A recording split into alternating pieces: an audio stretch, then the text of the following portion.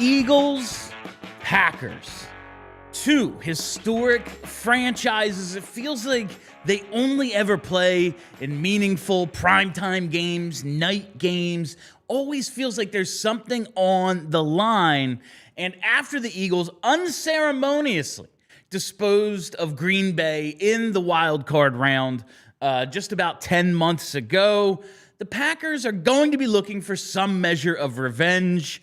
But it is also, need I remind you, the Packers who have been the sponsors behind the NFL's attempt to ban the Eagles' signature tush-push play. And for that reason, this game takes on even deeper meaning. Because Green Bay is unable to beat the Eagles. The great Vince Lombardi couldn't beat them in 1960. Brett Favre couldn't beat them in 2003. And now the combination of Nick Sirianni and Jalen Hurts are 3-0 against the teams whose fans are deluded enough to believe that their little sheet of paper makes them owners of the team. And because of this dominance, Green Bay has tried to beat the Birds not on the field, where they've been proven completely incapable, but in the rule book, by taking a completely legal play and trying to outlaw it because reasons. And for that, I want to see the Packers graded into a fine powder tonight. Just absolutely embarrassed in front of 80,000 of their owners who, despite having that little sheet of paper, still have to pay to get into the building. When I was a kid, I believe maybe for my 8th birthday, my dad bought me a Brett Favre jersey and said, "Don't be an Eagles fan. It is a lifetime of heartbreak." I'm proud to say I did not listen, and now I openly hate those losers up in Wisconsin, not only for all the fanfare of being a town-owned team, which of course is nonsense, but because of their cowardice now as well. I want to see 10 tush pushes tonight. I want to see them line up 1st and 10 just to mess with them and then shift into something else. There's nothing worse than a sore loser. And those cheeseheads' egos have been so bruised, I can't wait to hear what they have to say after the Eagles defeat them once again tonight.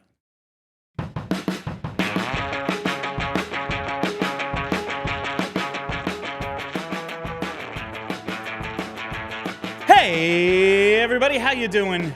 Well, that's good. Welcome to Philadelphia, presented by our friends at Bet Parks. My name is Bill Matz. I'm your director of fun and games for the afternoon. Joining me live in the Xfinity Lounge, it is the host of PHLY Phillies and my esteemed producer, Tyler Zulli. What's going on today, Tyler? The first play tush push would be absolutely comical. And if there are one of a few coaches in the NFL who might actually legitimately consider it, it's Nick Sirianni. He is a troll, so maybe, just maybe, there's a chance they do something stupid tonight just to kind of throw it in their face, and we'll talk about that in a little bit. But we have some headlines to hit today. Still no ESPN YouTube TV deal reached, which means YouTube TV users in the area have to go watch the game at their parents', or go to a bar, or go get a freaking antenna like it's 1972 to see Eagles-Packers on Monday Night Football. Everything in media and entertainment is effed, and we'll probably get into that a little bit later as well. This is just the most annoying thing in the world for so many reasons, but it's just absolutely ridiculous that in 2025, half the country can't watch this game, let alone a lot of the Delaware Valley who uses YouTube TV. It's very annoying that these media rights deals have become so ridiculous, and we know why.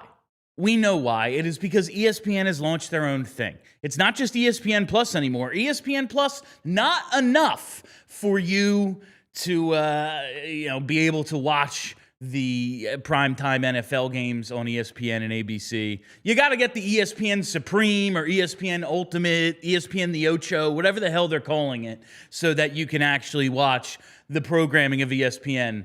If you're a streamer. That's just very annoying. Bill, I got an email from them on November 9th, which was yesterday. This came in yesterday at about 3:30 in the afternoon.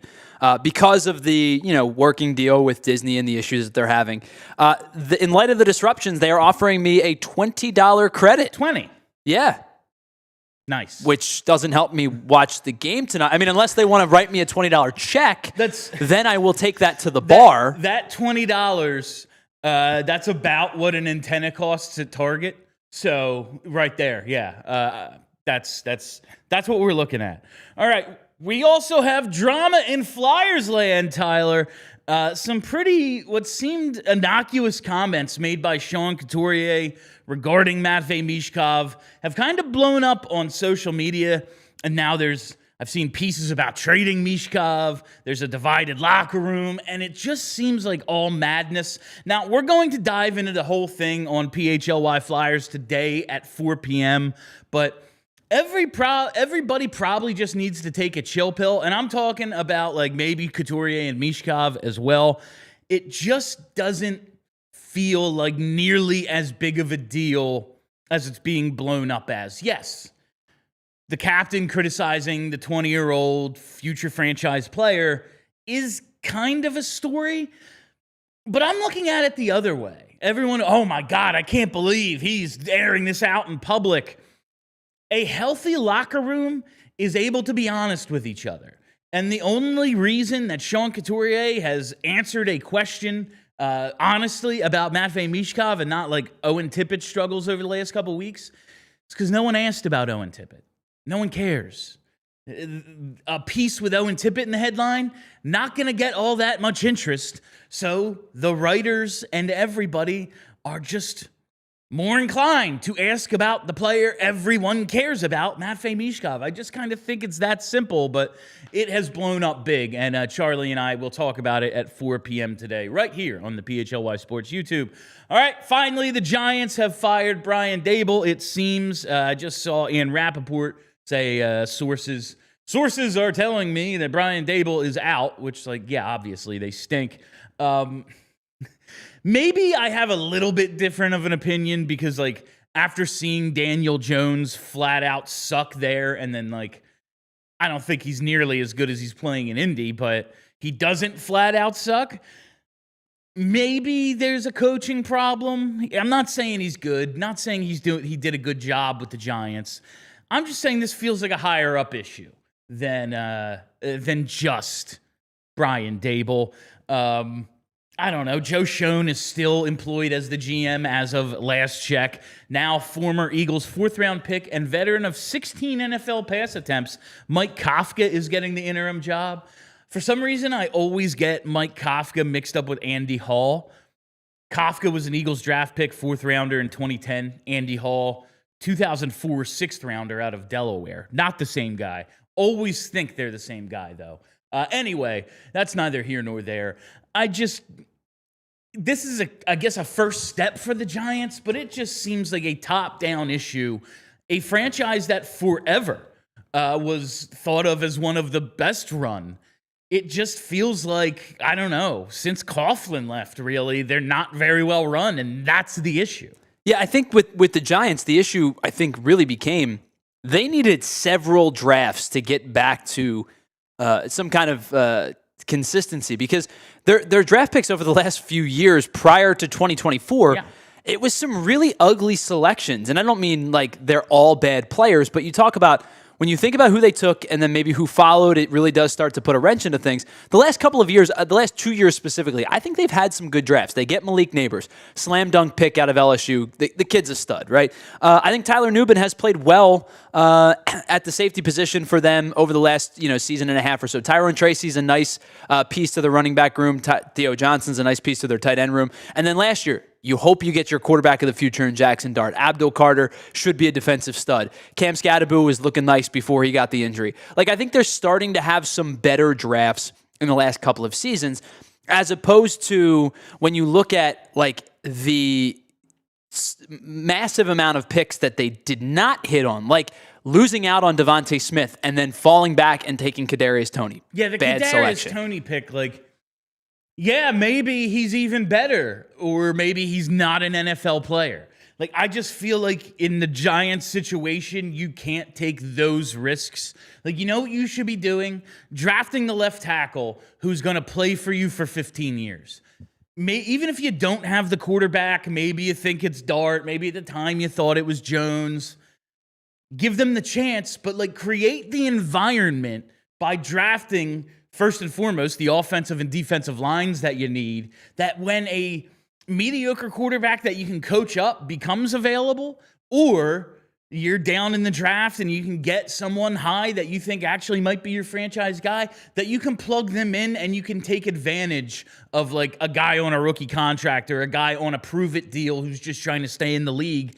Like, I just don't see that sort of mindset there, and that's why they've like kind of been in the basement through 2 decades really since Tom Coughlin left. I think too, even some of their players that have started, like Andrew Thomas, has emerged as a really good tackle. Took him some time to get there, right? Like, I think about Azeez Ojulari, who I really, really liked out of Georgia, in the 2021 draft. You know, I thought he was good, 22 sacks in his couple of seasons, but obviously not a top priority. They let him walk. The Eagles signed him to the 1-year deal. Kayvon Thibodeau, who I really liked out of Oregon, has been solid, 23.5 sacks in his 4 seasons now so far. They're starting to put it together in terms of like their front four is really, really good. You think about Carter and Thibodeau and Brian Burns, who they acquired. And that Burns deal was great. It's a really, really good front four. They have some pieces in place. It looks to me, prior to the injury yesterday, Jackson Dart looks like he can ball a little bit. I don't know how he's going to translate to a 10-year career, but it looks like on the surface, he looks pretty good. But they were so in need of a infusion of a lot of talent that getting some talent has put them back in a spot of competency. But, like, they're 2-8 still because they're playing some bad football. No, and, like, listen, the Flyers are over 500 and stuff. It's early. I suspect they'll be around 500 when the season ends. But it's, man, they needed, like, the talent bar was so low that Trevor Zegras shows up and it's, oh, my God, sign this guy forever. Like, because it's been so long since they had a dude who could just puck handle. Like, oh, wow, he's like... He went into traffic and came out with the puck. He's the best player in the league. It's very, very, when your bar is that low, like it's been for the Giants, that's just kind of the way it feels. All right, on the other side, we're going to talk Eagles-Packers. We are going to talk about something that really bothered me about my weekend yesterday, and maybe a couple other things as well. But now I got to tell you about our presenting sponsor. Whether your favorite team wins or not, there's always another way to win on the BetParx online casino app. They have great slots like Huff and More Puff. They have slots based on your favorite streaming shows like The Walking Dead, Breaking Bad, Peaky Blinders. They have Cleopatra, Cash Eruption, 88 Fortunes, every slot you can imagine, not to mention all your favorite casino classics, blackjack, roulette, craps, poker, baccarat. So many ways to win on the BetParx online casino app. And now, new users get up to $1,000 casino bonus back if you're down in the first 24 hours. All you got to do is go to BetParx.com, download the app, and enjoy all the action and excitement from the casino at your fingertips. Must be 21 or older and in PA, Jersey, Maryland, or Michigan for BetParx. You love to play. You play to win. You bet. BetParx. Gambling problem? Call 1-800-GAMBLER. All right, you know how you can watch that game tonight, Bill? That game we were just talking about? How's that? You can do it with our friends over at Xfinity. Ooh. Because if you call yourself a sports fan, you have to get Xfinity. With Xfinity, you get incredible crystal clear optics, 4K surround sound, or 4K enhanced sound, and it is just an unbelievable experience from start to finish. You can watch 4 games at once, because why not, right? You get the incredible feel of being right there at the ballpark, the arena, the field, the stadium. You don't have to leave your couch to do it. You can sit there and have your beverages, which is, I'm going to just sit back, kick back, and relax, have a couple beverages and have my dinner tonight while I watch that game tonight as well. It becomes next level the way that you watch with all of your favorite teams and all of the best games all in one place. You get real-time notifications and live stats right there on your TV. It is the best seat in the house every single time. So next game day, tonight included, make sure the big fan in your life isn't a big fail. Learn more at Xfinity.com. Xfinity, imagine that. All right, welcome back. It's time to talk a little bit of Monday Night Football tonight. And like Tyler said, I can speak, that it's Xfinity now more than ever. But I want to take a look at some recent matchups between the Packers and Eagles because, like I said in the open, it's kind of been tough for the Packers to get a victory against the Eagles, especially during the Sirianni Hurts era. Eagles are 3-0 against the Pack. Last season, of course, they beat them twice. They opened the season in Brazil with a 34-29 win against the Packers. And then in the wild card round, they come back and end Green Bay's season 22-10. They didn't play at all in 2023, but in 2022, we had a Sunday Night Football Week 12 matchup. The Eagles won 40-33, and this one's interesting because Aaron Rodgers was still there. It doesn't feel like that long ago, like that this game happened. I feel like he shouldn't, like this doesn't line up in my head with how long Rodgers has been out of Green Bay. Like I feel like he definitely wasn't there this year, but he was. He started 77 points. Yeah. He started, got injured in the third quarter, and Jordan Love came in and actually made the game respectable. It was 37-23 when Rodgers left, and the Eagles win 40-33. So that's the three in the Sirianni Hurts era: 2 primetime regular season games and 1 playoff game, and then you see they split the previous 2 before that. But I feel like a common theme in these games, Tyler, has been points and turnovers, regardless of who is at quarterback, like that Aaron Rodgers game, 2 interceptions he threw in that one. They've been higher scoring than expected because of probably the turnover battle, I would say. Yeah, I think that, and then you bring up the games of who was at quarterback, right? The one before that they lost, that was when Jalen Hurts took over. Eagles lost that game. Carson Wentz started. Right. Yeah. And then the one before that, we were talking about this today on Anthony's show. Do you remember that game was I believe it was a Thursday night. It was a short week, and we were all talking about, man, the Eagles going to Lambeau. This doesn't feel good. And Doug Peterson decided to just run. Jordan Howard had double-digit carries. Miles Sanders had double-digit carries. They ran the ball 33 times and won that game at Lambeau. And that was the game afterwards that Jeffrey Lurie came out and was like not happy about the fact that they weren't passing to win. Oh, yeah, because Jeffrey Lurie always wants to throw the ball, right? Yeah. But the Eagles have done a really nice job against the Packers in the last 5 games, and they've done it in a multitude of different ways. And I think that, that game in Brazil was pretty ugly. The game in the playoffs was kind of ugly for a while, too. Oh, They had that first drive where they marched right down the field. 22-10 is an ugly score. Yeah. I don't need to have seen any of the game. You show me 22-10. I was like, that was not not a great game. Pleasing contest. But they found a way to win. This is a team that has, over the last 5 games at least, they've played really well against the Packers. So I guess we got it. Like I talked about the tush-push thing in the open. Do you think it's like any sort of extra motivation for the Eagles, or like it's going to be, I got to believe, a talking point on the field? Like, what, you can't stop us? You got to get it banned? Like, I'm sure there's always plenty of garbage being talked when the tush-push gets lined up. Like, you always see it in like the mic'd up segments and stuff. But I feel like this one's a little bit extra. What's the funniest thing the Eagles could do to troll the Packers? Is it come out on 1st and 10? I think it is. I think it's run it or fake run it in a critical spot. That's like a Randall fake knee against the Cowboys type of thing. One of my ideas is, instead of taking knees at the end, run the tush push. If it didn't have an injury risk, I would say that's a great idea. But if I was on the D-line, I would take off my helmet and try to hit Jalen Hurts with it. Like, if you're running the tush push instead of kneeling, I absolutely would try to injure him. So maybe that's not a great idea. The fake pushes, I think, would be great.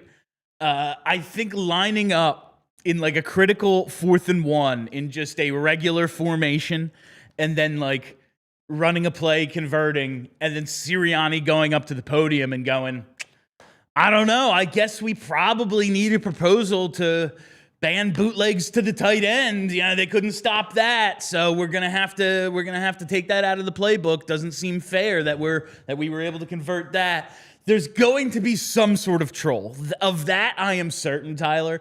I just don't know what it is.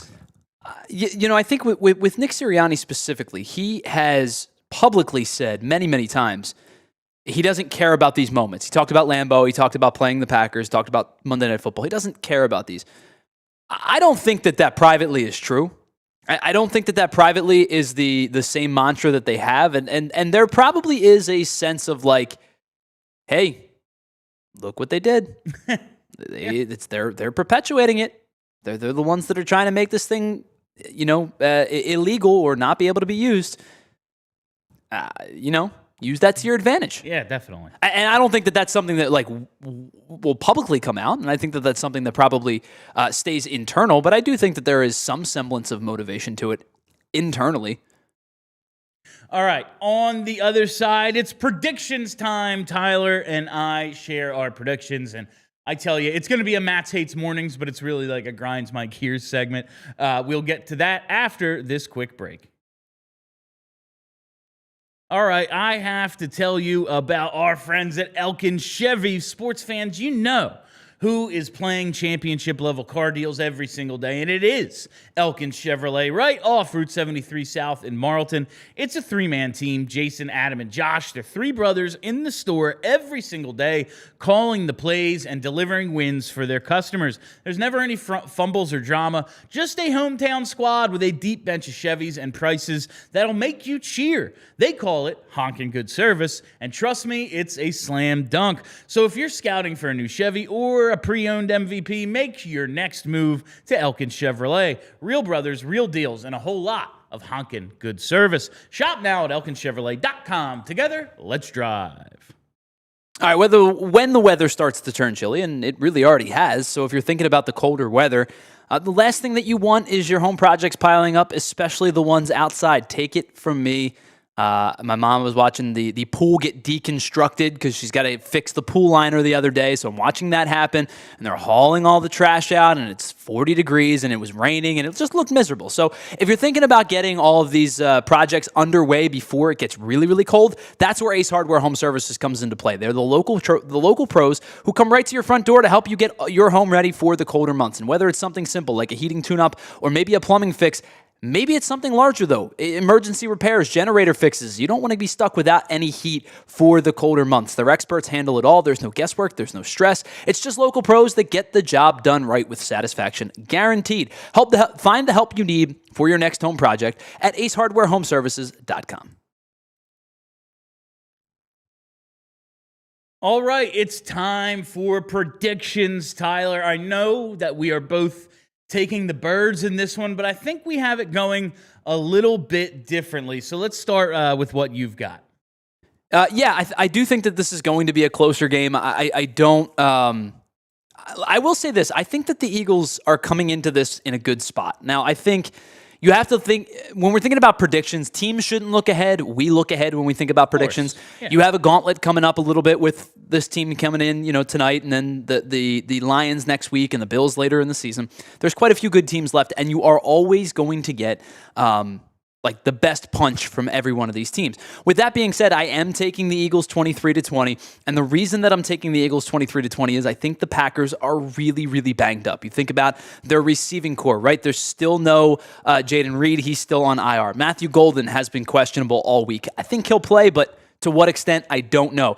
Dontavian Wicks, Savion Williams, both banged up. Tucker Kraft is not going to play. He tore his ACL a couple weeks ago. He's not going to play in this one. And then the big one to me is Zach Tom, their tackle, who is questionable. If he doesn't play, I think this could be a really big day for the Eagles front four that has just been revamped a little bit with Jalen Phillips. I think it's a close game because going into Lambeau at night in the cold, not like it's going to be 10, but it's going to be 25, 27. I think going into Lambeau at night is a difficult situation. I think it's a close game. I'm going to take the Eagles 23-20, but I do think it's a close game for most of the game.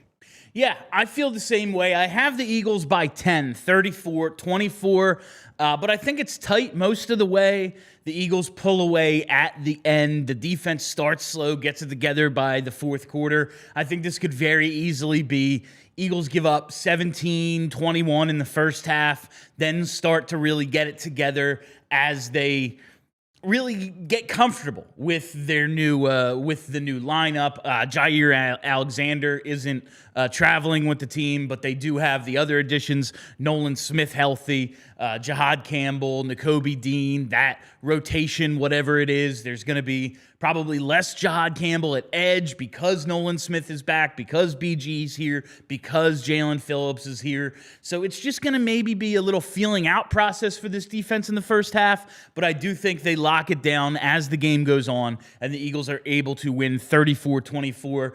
Points and turnovers have been, I think, a hallmark of these two teams meeting over the past few years. I don't expect that to change, so a little bit of a back and forth game, but ultimately Birds win by 10 and on to the next one. But I do think it'll be tight, and then Birds pull away at the very end. All right, what do we want to do next? I'll tell you what I want to do next. I want to do Matt's Hates Mornings because yesterday afternoon, I attended my best friend's daughter's first birthday. Now, listen, I'm talking directly to you, Mike, because we have been friends for 37 years. We're the best men at each other's weddings. Your parents are my parents, etc. Dog, you throw a kid's birthday party that starts at 1 p.m. on a Sunday afternoon in the fall, and you don't even have a television. Now, I know the Eagles were off, and that was considerate to do it on the bye week. Well done. But no red zone? Nothing? What are we supposed to... Your kid's won. It's not like we're watching it do anything. Kids don't do anything when they're 1 year old. They're just there. I was happy to, take some pictures with your kid, catch up with the other, our other friends that are lost in their parent lives as well. We don't see each other as often as we used to. That's great. We could have easily done that drinking beers in front of a TV that had red zone on, though. That's all I'm saying. Just like a little consideration for the friends in your life. So obviously you Not are a parent. Now you the are parent of a speaking to 1-year-old somebody speaks. whose Yes. son Yes. literally just turned one like 2 weeks ago. We had a mindset of that was very much we were either going to do something very small, grandparents, immediate family, or we were going to go away, which is what we ended up doing. But like the 1-year-old party, the 2-year-old party, anything you really do for your child at that age, it's for you. It's for your memories. Of course. So I get having the party. Hey, my best friends are here. These are like, you're probably going to be Uncle Bill growing up, right? Like, you're not related, but that's your Uncle Bill, right? Yeah. That's just how it is. And like you do that with your best buddies, right? That's just kind of how it happens. But I think having the party is not the problem. I think just not having the games on would be a little bit different. If the Eagles had been playing, that's all right, I'm not showing up. Sorry. But like on a football Sunday, just have red zone on, man. Have one TV. I realize there's the whole situation going on with streaming. That doesn't affect red zone on Sundays, though. Come on. All right, real quick to wrap up, just taking a look at the NFL action, and this is by no means a new thing. Tyler and I have been talking about it for, 10 weeks. But he just texted me like in the middle of the afternoon yesterday. Like, dude, what if the league just stinks this year? And I'm watching the Dolphins crush the Bills. The Bears needed 14 in the fourth to beat the Giants, who then went on to fire their coach. They're trailing by 10 with 10 minutes left. The Ravens are coming around. We'll see if they're out of time. The Pats are good, but like if the Bucs are a real Super Bowl contender, should they lose at home to them? There's excusable stuff that happens in September and October, and then there's when November begins and the season is real that, I don't know, I'm just looking around going, who's beating the Eagles in January or February? Now, I'm not saying that, they beat the Rams, so obviously that's the way it's going to go again. The Rams are a tough one. The Lions, looks like they figured that offense out a little bit with Dan Campbell, of all people, suddenly calling plays. They will be tough to beat, especially if that game would happen to be in Detroit. But I'm like, am I supposed to be worried about the Seahawks, Tyler? Like, Outside of the Rams, do you see any legitimate any teams like that stack up against the Birds? We've talked about the Rams a lot. You know how much I think of the Rams this year. But I look around the rest of the league. I would say the next best team, in my opinion, is Detroit. They're 6-3. They've won 6 of their last 8. They have a plus 83 point differential. Now, when I say that, though, like Seattle's at a 103, but I look at Seattle's wins, and they're against the Steelers, who aren't particularly good. The Saints, I still think, are one of the worst teams in football. The Cardinals, who now at this point are a mess. They've beaten them twice. They beat the crap out of them yesterday. The Commanders without Jaden Daniels. The Texans without... with C.J. Stroud in that game, but he wasn't particularly good. They beat the Texans. That Seattle defense is legit. Do not get me wrong. It's a very good defense. I'm not sure this isn't a case of a team taking advantage of a bad... And they should, right? Yeah. And the Patriots are doing the same thing. All you can do is beat the team in front of you. Right. But I do think that there is a little bit of beating the teams that are in front of you aren't particularly strong. Like the Patriots and the Seahawks, I think, are probably the 2 big examples of that. Yeah, and I'm seeing like the 2004 rematch stuff. Like, I don't know. I just don't think the Patriots are ready yet. But I could see them being like more legit than I thought they would be. I can't say I was like a Drake May believer. I can see them being more legit than I thought they would be. I just don't know if like they win that big game in January or February in them yet. Yeah, and I'm not a huge Mike Vrabel fan, at least from the time in Tennessee, but he's done a really nice job with the Patriots so far, I think. And again, it's you if you come off a last place schedule, you get a last place season, you get a last place schedule. But they've done what they're supposed to do. They've now beaten the Bucs, which at least gives you a little bit of credence. But you've beaten the teams in front of you that you're supposed to beat. And I see Nunya, like Darnold will see ghosts in January. Am I supposed to actually think Darnold's going to win a big game? Nice regular season stuff last few years, but like, come on. If he does, it will be against every prediction I make if they were to get into that spot. All right, that is all the time we have for you on Philadelphia today. Thank you all for listening. Thank you for hanging out. If you haven't already, hit that subscribe button and hit the like button. 21 likes, not enough. Let's boost that number up a little bit. Make sure you are watching Charlie and I live at 4 p.m. today as we break down all of the Couturier, Mishkov, Tocchet drama. Oh, it's getting crazy over there in Orange and Black land. The team's playing okay, so obviously we need something to complain about. So I'm not that upset by it. All right, make sure you're following me on Twitter at Philadelphia PHLY and follow the podcast. Just search Philadelphia. I am Bill Matz. Thank you to Tyler Zulli. Till tomorrow, be excellent to each other. We all silly like the mayor.